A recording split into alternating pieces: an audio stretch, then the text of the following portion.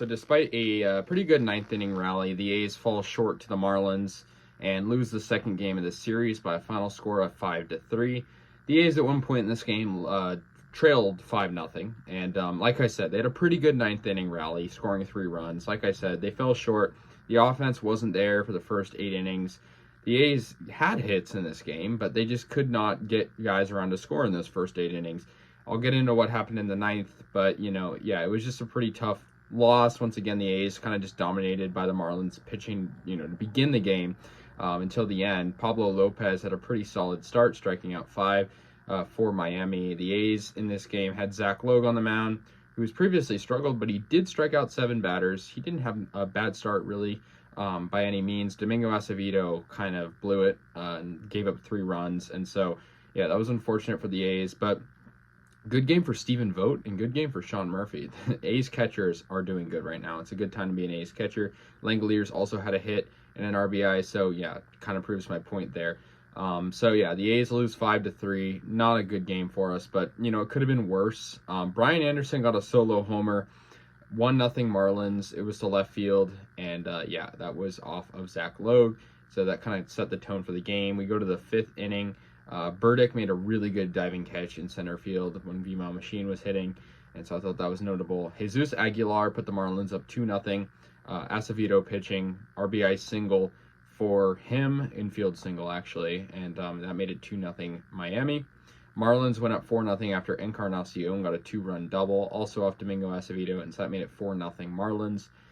Then 5-0 after Jacob Stallings got an RBI single, and that really finished Domingo Acevedo's time. There was a guy on second, and that was a driving in that run, and so that was 5-0. The Marlins snapped a streak of 23 consecutive games of 4 runs or fewer with this 5-run performance. So that's pretty interesting statistic. The A's wouldn't have any runs until the 9th inning. Joel Pamps made his Oakland debut, and he pitched for us. He didn't do bad by any means.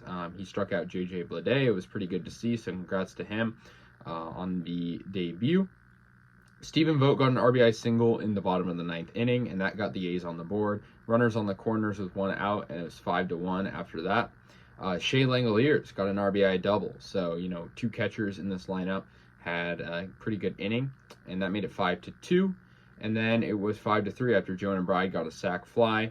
Productive out for Bride, but the A's still lost this game. He actually represented the tying run in this game, but obviously the A's still got out, so that was unfortunate. But 5-3 final score. The A's do lose this series. They're going to at least avoid the sweep in the next game, and then we'll have a tough Yankees series after that.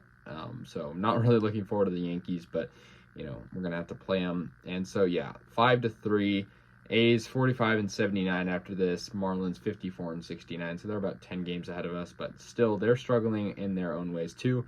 The A's, just couldn't get it to go. They had a good 9th inning. I just wish they could produce that earlier on. I think they just struggle against, the good starting pitching we've seen from Miami in these 2 games. It's unfortunate, but, it's a loss. So, it was a pretty bad game. I think some of the positives came late. It was good to see Langoliers produce once again, and Jonah Bride come up in the pinch spot and get the sac fly.